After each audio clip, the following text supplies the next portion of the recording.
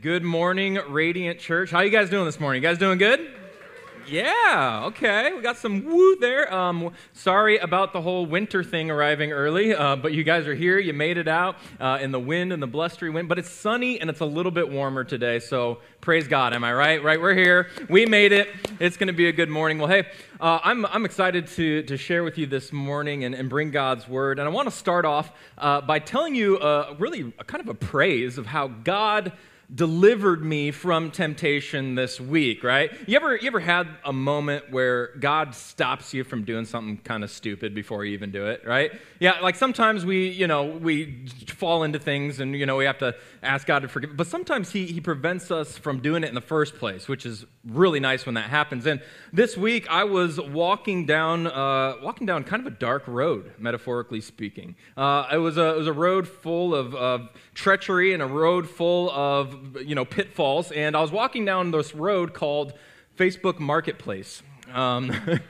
Yeah, online shopping, right? And it was bad. I mean, I was stumbling around through Facebook Marketplace, and all of a sudden, there was this listing that came before my eyes that got my heart rate going and my pupils dilated. You know what I'm saying? It was one of those deals that the moment I saw it, I knew I had to have it, right?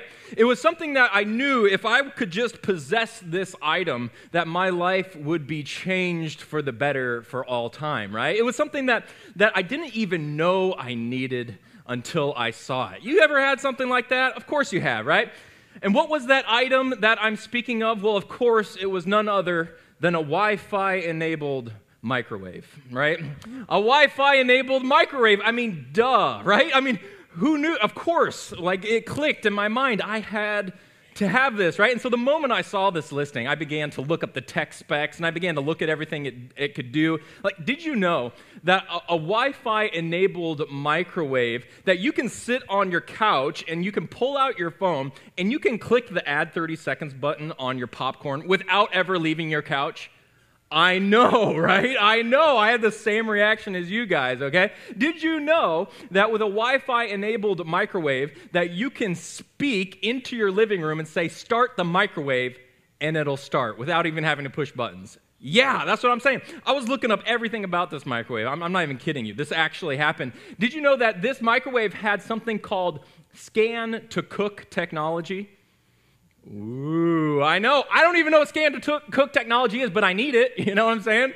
Like, that's a must-have, okay? And I remember I told my wife, I was like, babe, we got to have it. We just need to have it. And her reaction was less than pleasant, right? She did not agree with me at first, but she was gracious. She threw me an olive branch. She said, okay, Ben, if you can get it for this price point, if you can get it for this amount, way under what it's listed, you can buy your microwave oven, right? And I saw this as an opportunity from the Lord. You know what I'm saying? I'm like, this is it. He's going to provide a miracle, right? It's going to happen, right? Bread and fish scenario is about to take place here.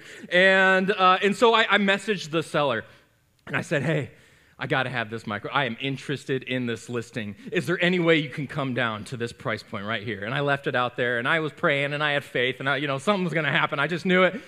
And in God's providence and hindsight, the seller replied back, I'm sorry, but the price is firm.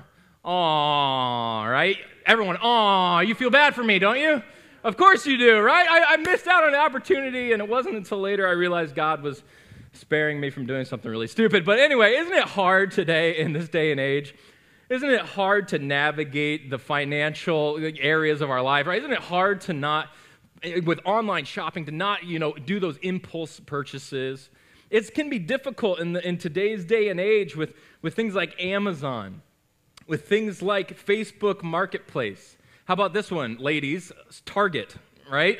I know, yep, okay, I see some heads nodding, right? It can be difficult to be careful with your purchases when it comes into today's day and age. And fall is kind of the perfect time to reevaluate our financial situation, to start planning, right? The squirrels are burying their nuts in the ground, right? It is a perfect time for us to reevaluate as we get ready for winter. And so today we're continuing on with our sermon series called Pressure Valve. And our goal today, and our goal through this series, is providing some practical tips for all of us to experience financial freedom. for all of us to experience financial health. And what we talked about as we introduced last week is that oftentimes our finances can create so much pressure in our lives. Right? It's the top two reasons that divorces happen amongst couples. It is the cause of stress for so many Americans. And so our goal through this series is to sort of release the pressure valve a little bit, to talk openly and honestly, to explore some biblical concepts about what does Scripture say about how to handle our money, because the Bible talks about money a lot. And so that's the goal here today as we dive in and experience week 2 of Pressure Valve today. And of course, as we mentioned last week as well, we want to give a sort of a disclaimer, right? We recognize that anytime you give, financial advice, there's people from all ends of the spectrum when it comes to this. It's a complicated issue. And so there may be outliers out there which maybe this doesn't exactly apply to your situation, and those on the other end of the spectrum where maybe it does. And so we want to just encourage you with some basic principles today. And so we started off last week by asking a question and by giving you a challenge. And the challenge was for you to go home and evaluate what are your goals when it comes to your finances. Maybe it's getting out of debt. Maybe it's saving up for something that you want or that you need. Maybe it's having enough to be extra generous. But we asked the question, what are your goals when it comes to your finances? Because we think that is the place that we need to start. And Jason mentioned that this week we're going to be talking about getting out of debt, and we kind of pulled an audible a little bit, and he asked me actually to kind of share from my experiences a little bit about this topic called living within your means. And this is something I haven't done perfectly by any means, but I've kind of lived this or tried to live this as best as I could, and wanted to share with you today a few tips that would help all of us to live within our means. Now, just a warning, you're not going to hear any new, profound, mind-blowing wisdom today. There's no new financial insight that the moment you hear it, you're going to say, this is brand new information and it's incredible, okay? But rather, these are just some tried and true, hopefully, principles that each of us, regardless of our financial situations, can revisit and reevaluate here today, okay? So that's the goal here today, is to provide financial freedom for us. We believe that God ultimately has called us to be generous people because we believe that for God so loved the world that he gave, right? And so we ought to be a people who give as well. So let's dive in today. I'm really excited. You can pull out your worship guides at this time and grab a pen and follow along if you like. Bring this home and talk about it. Use it as a reference, okay? So tip number 1, when it comes to living within your means, not overextending yourself, not spending way more than you make. Tip number 1 is this. It's know the ins and outs of your finances. Know the ins and outs of your finances. Know how much is coming in and how much is going out, essentially. Now, you may look at this step initially and say, okay, that's pretty self-explanatory, right? Everyone does that, right? And what I've found out even this week is and as we mentioned last week as well, is that we are headed towards sort of a financial literacy crisis in this nation. Less and less Americans are financially literate, unable to calculate interest rate, unable to know some of the basics in that. And so we are starting back at square one. In fact, Americans are so financially illiterate that the United States government created something called Financial Literacy Month. It's the month of April every single year, which of course is a good thing, but it's in reaction to the realization that Americans are drowning in debt, that Americans have not figured out their finances just yet. We need to be able to know the ins and outs of our finances. That's step number 1. Proverbs 27, verse 23 puts it this way. Be sure to know the condition of your flocks. Give careful attention to your herds. For riches do not endure forever, and a crown is not secure for all generations. Essentially what this is saying is it's saying, know what you have. Pay careful attention to the welfare of your stocks. You see, back in the Old Testament, they didn't have stocks and bonds, but their wealth was through their cattle. It was through their livestock, through their sheep. And so if you had a sheep wander off during this time, it would be very bad for business. That joke flopped last night as well, okay? But that's okay. But this verse is saying, you need to pay careful attention. You need to know exactly what the condition of your herds are. It's important to keep good records. That's incredibly important when it comes to living within your means. Now, simply put, it means know what you earn, know what you owe, know what you own, and know where it's going. Know how much is coming in, know how much is going out, know what you already own and what the assets are worth.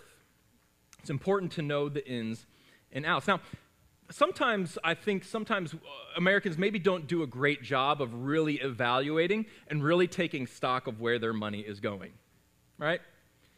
Sometimes I think maybe we sometimes don't want to know the exact conditions of our herds, right? Maybe sometimes there's fear when it comes to this area. I want to share just a personal example. A few months back, we realized that our home lender was actually taking out about $200 to $300 more a month than we were originally anticipating. More than we originally thought we were supposed to be paying out. And we were kind of wondering about that, and we're like, what happened? Did something change? What is that? And so I got to be honest with you, it took a while for me to finally pick up the phone and call to figure out what was going on. Why? Well, it was because I had fear in my life. I was worried that we would have to be spending a lot more than we thought we were. I was worried that our financial situation would be disrupted, and so it took a while. And 6 phone calls later to my lender, I realized that it was a simple error, and they have since corrected it. But isn't that how it works sometimes with us? We're not always willing to know exactly where our money's going because maybe we're afraid of what we might find out. Now, on the flip side, some of us pay way too much attention to our finances, right? We obsess over it. Every single day we're checking out our net worth or we're checking out where our money is going, okay? And I'm not saying diligence is bad. What I'm saying is some of us obsess a little too much, and there's a balance there. But we need to know the ins and outs of our finances. We need to know when our money is going places that we don't even realize where it's going. And you may be saying to me, who would do that, right? Who would, have that situation where money is flowing out of their bank and they don't even know where it's going? Well, evidently this is enough of a problem in America that we have commercials like this. Take a look. This is Jerry. Jerry has a membership to this gym, but he's not using it. And he has subscriptions to a music service he doesn't listen to and 5 streaming video services he doesn't watch. This is Jerry learning that he's still paying for this stuff he's not using. He's seeing his recurring payments in Control Tower, in the Wells Fargo mobile app. This is Jerry canceling a few things. Booyah. This is Jerry all set to watch the next game. This is Wells Fargo. All right, so Jerry has 5 subscriptions to streaming services that he doesn't use. What? I watched that commercial. I was like, who would do that, right? And then I realized that I actually had a subscription to something that I completely forgotten about, okay? Evidently, this is a big enough problem that Wells Fargo is willing to pay tens of thousands of dollars to make a commercial about it, right? Now, you don't need to switch banks in order to take a healthy evaluation of where your spending is going, but as businesses move more and more towards subscription-based models, it's more and more important for us to stay on our finances. We need to know the ins and the outs. One of the best ways to be able to do this is to do a really simple exercise. It doesn't matter if you're a first grader in the room or you're a senior in the room. This is a tool that all of us need to do, and we need to reevaluate. And it's something called a wants versus needs list. You ever done this before? It's essentially getting a sheet of paper or a spreadsheet and making a kind of a cross, and on one hand it's the wants and the needs, and it's listing out where all of your money is going. It's a really simple exercise, but it's so crucial. Of course, we all have things in life that are needs. We all need housing. We all need electricity. We all need food. If you're like me, we need Wi-Fi. You know what I'm saying? Okay, maybe not. But we also have wants in our life. We want to go see that concert, or maybe we want Netflix. And by the way, Netflix is a want. I know, shocking, okay? Just a reminder of that. But taking a healthy evaluation, listing it all out there, and then reevaluating. Is my money going exactly where I want it to go? Is my money going towards some of these wants that could be going elsewhere? And who knows, you may have more money freed up after that exercise than you even realized. Or on the flip side, maybe you have less money than you realized. But regardless, either way, we can't let fear prevent us from doing this. It's so important to keep and know the condition of our herds and our flocks. We got to know where our money is going because facts are our friends. Tip number two. Tip number 2 today is this. It's that contentment combats compulsion. Now, there is nothing wrong with going after something on your wants list, right? There's nothing wrong with tucking away money each month and planning and talking with your spouse or whomever. There's nothing wrong with planning to buy those wants in our lives, but the problem can oftentimes arise when we go after those wants compulsively or impulsively, right? And the thing that combats compulsion is something called contentment. This is really the crux of the message here today. This is kind of the keystone verse in Hebrews 13, verse 5. Don't miss this. It says, "Keep your lives free from the love of money and be content with what you have. Because God has said, 'Never will I leave you, never will I forsake you.'" You see, our ability to be content comes from the relationship we have with God, this idea that God is on our side, that never will he leave us, never will he forsake us, that we can be content because of him. Similarly, in 1 Timothy 6, we read this, "But godliness with contentment is great gain. For we brought nothing into the world, and we can take nothing out of it. But if we have food and clothing, we will be content with that." What is it that stops our impulsiveness, our spending with things that we don't exactly need to buy? It's this thing called contentment. It's recognizing that if we have food in our fridge, if we have a roof over our head, that we are richer than the vast majority of the world around us. God has given us so much, especially here in our country. Contentment is what combats the idea of keeping up with the Joneses. You ever heard that? It's this idea that when my neighbor gets a new phone, that I need to get a new phone, or my peer or my coworker. That when the Joneses across the street bring home a boat and park it in their driveway, that I feel that I need a boat too to keep up.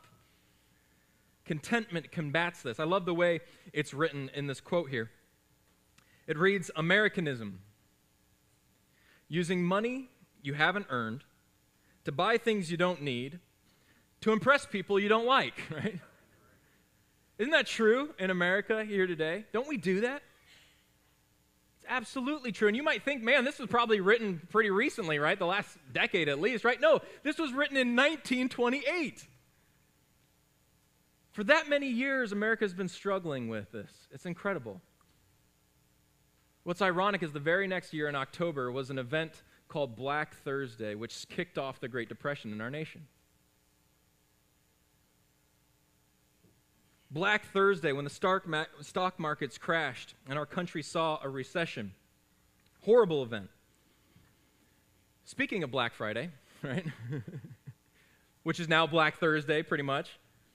How often do companies try and sell us and say, you need this, you are missing something unless you have this product? How often do they try and get us to purchase impulsively? Proverbs 21 writes it this way, "The plans of the diligent lead to profit, as surely as haste leads to poverty." Those quick decisions, those impulsive purchases, they get us every time. I love the way Benjamin Franklin wrote it. Again, decades ago. He writes, "Beware of the little expenses. A small leak will sink a great ship." Isn't that true? For me, as kind of a middle-class American, my struggle isn't with the giant big purchases. Like, I'm not going to go out and buy a boat, okay? My struggle is with the little purchases, right? Some of you guys maybe not. My struggle, the bane of my existence are those, like, deal websites, right, where I feel like I'm getting a really good deal, right? The sales, okay? Someone out there needs to hear this today. Come on, okay? That's where I struggle. It's not the big thing. It's the little expenses that can sink a great ship. I think when it comes to Black Friday and when it comes to impulse decisions and it comes to corporations trying to take our money, we all need to remember the lesson that we learned growing up playing Monopoly, right? Don't let the people who are trying to win over you take your money. Don't let it happen. They are trying to rob you blind and make you bankrupt. They are trying to win over you. So stop paying them and stop giving money out to people who are trying to beat you. What contentment comes down to, I think, is that all of us need to be able to check our motivation. What's our motivation? Why are we making these purchases in our lives? Just a few months ago, I was sitting right there out in the lobby, and I had this right here. It was my old phone. I was using it. It's a phone from 2014, and I think I bought it a year or so later. A cracked screen and all. I bought it for like $50, okay? And I was using my phone, and I remember there was a youth student who was watching me, and they're kind of watching me, and I was using it, and then, they probably saw all the scuffs and the cracks, and, it's an old phone. And they looked at me, and this youth student said, "Ben, why don't you upgrade your phone?" And they said it like that, too. You know how teenagers do it. "Ben," with the face, "why don't you upgrade your phone, okay?" And I remember just sitting there, I was like, I was just thinking, and I replied with a simple answer. I just said, I turned it on, I said, "Because it still makes phone calls, Because it still texts. Why would I feel like I have the need to buy the latest and greatest thing when what I already have still works? We need to check our motivations. Are we spending to fulfill some sort of image for the people around us?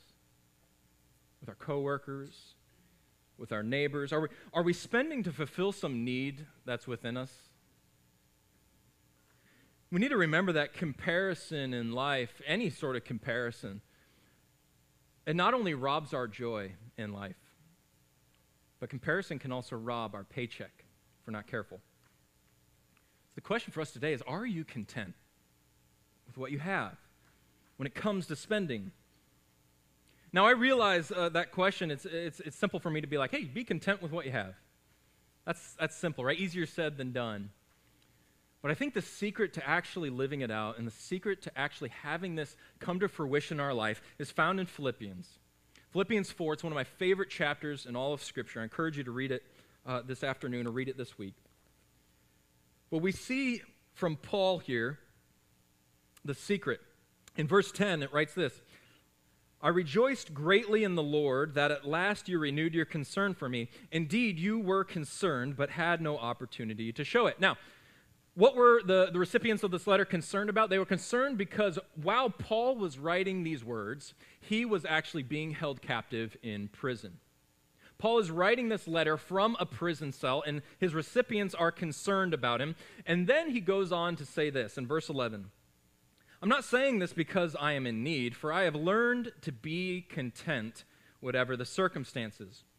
Verse 12, "I know what it is to be in need, and I know what it is to have plenty. I have learned the secret of being content in every situation, whether well-fed or hungry, whether living in plenty or in want." And what is that secret? What is the answer? In verse 13, Paul writes, from a prison cell, "I can do all this through him who gives me strength." I can do all things through Christ who gives me strength. Whether I am suffering from prison or I am living with everything that I've ever wanted, the secret to finding contentment, the secret for lacking nothing, is my relationship and my strength from having Christ in me. It's found in my relationship with God. I think one of the secrets to living within your means is asking the question, are you willing to be uncomfortable in the short term to achieve your long-term goals in the long term? Being content says that God has given me every single thing that I need, that I am grateful that he has given me my daily bread, that gratitude is something that flows through your life and it marks your life, right? That you go to sleep not counting your sheep, but counting your blessings, right? White Christmas, anyone? Okay, just me? Okay, too soon. It's not Christmas yet. That we worship a God who has given us everything we need, that we are content in him alone. Now, I want to give sort of a flip side to this too, because some of us, if we're honest with ourselves, some of us are content with having our money go places that it shouldn't be going.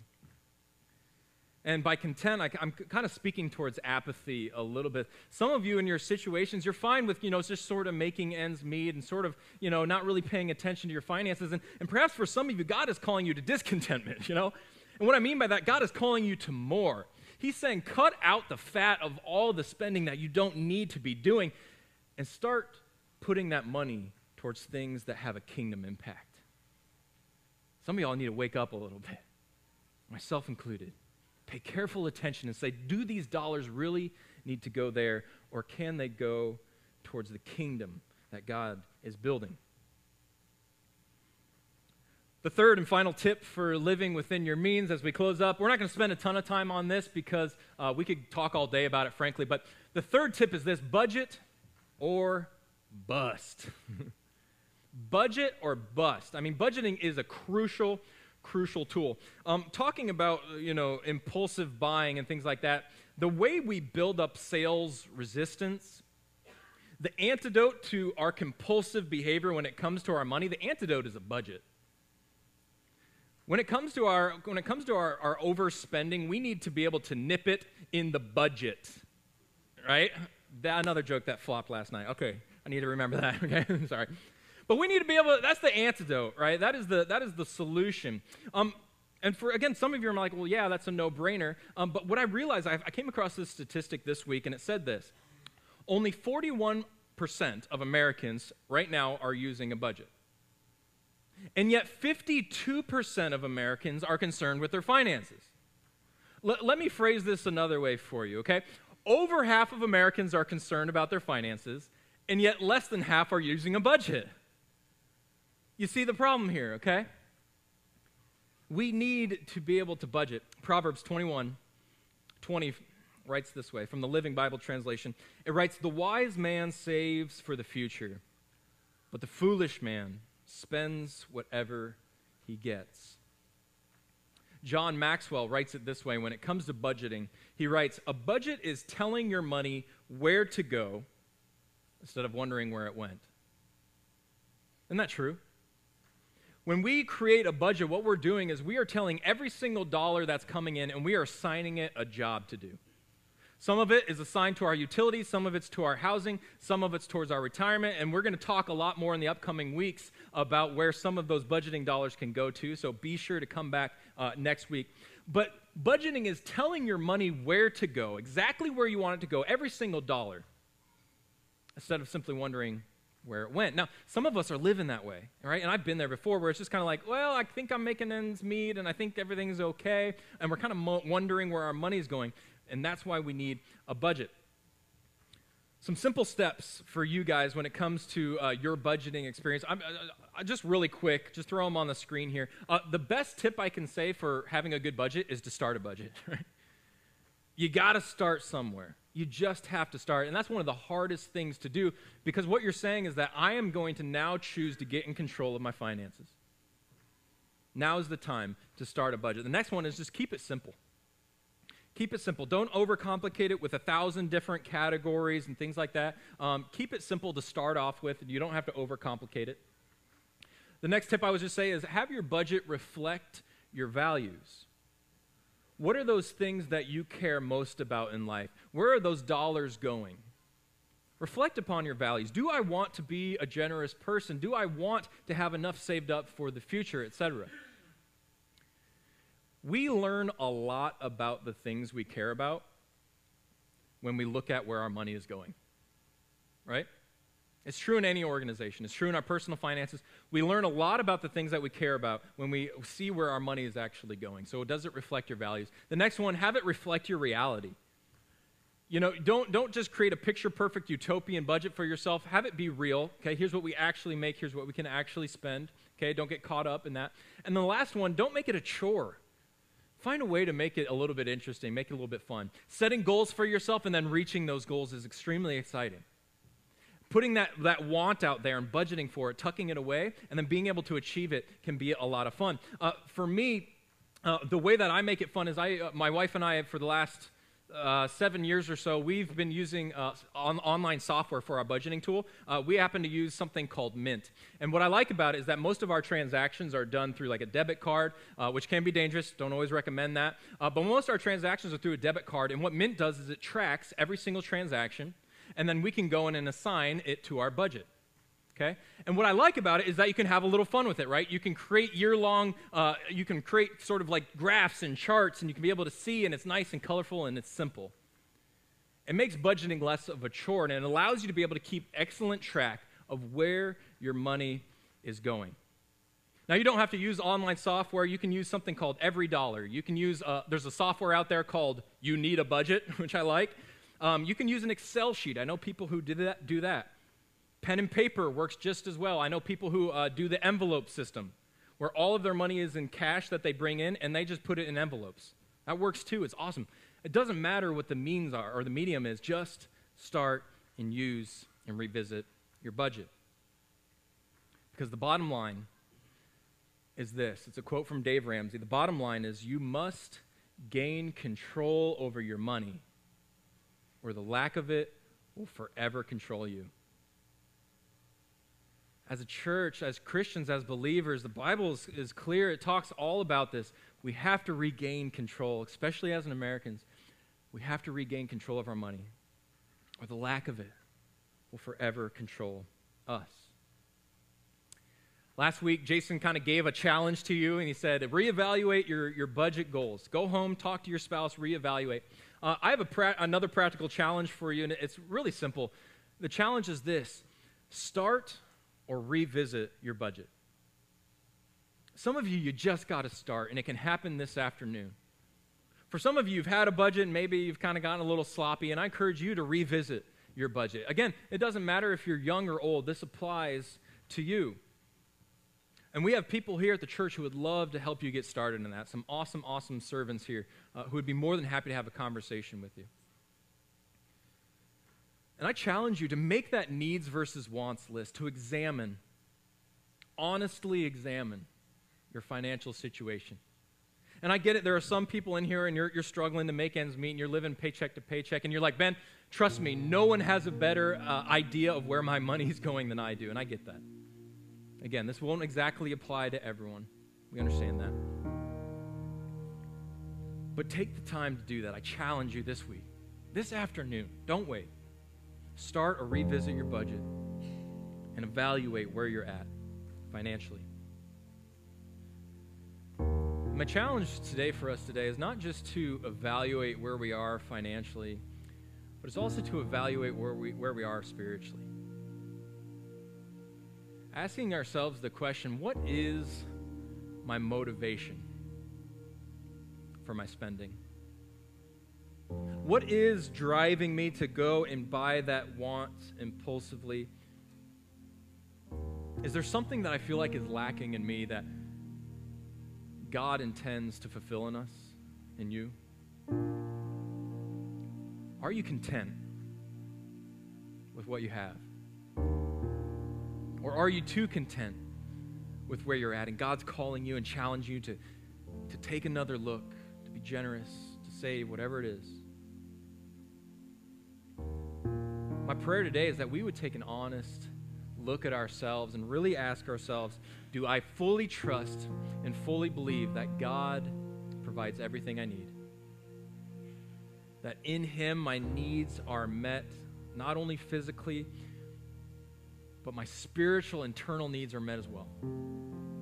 Is He sufficient for you today? Do you find your joy in Him and Him alone, or do you find it in all the things that the world tries to sell you? Hope and pray today that we would just be honest with ourselves and that we would come to God and just say, God, I've strayed, or God, I need help here. This entire series, this entire financial freedom, this entire health is built on the premise that we are inviting God into the process from the very beginning. May we do that. May we be a church that fully relies on the source and supplier, the Alpha and Omega, Jesus Christ Himself. Let's pray.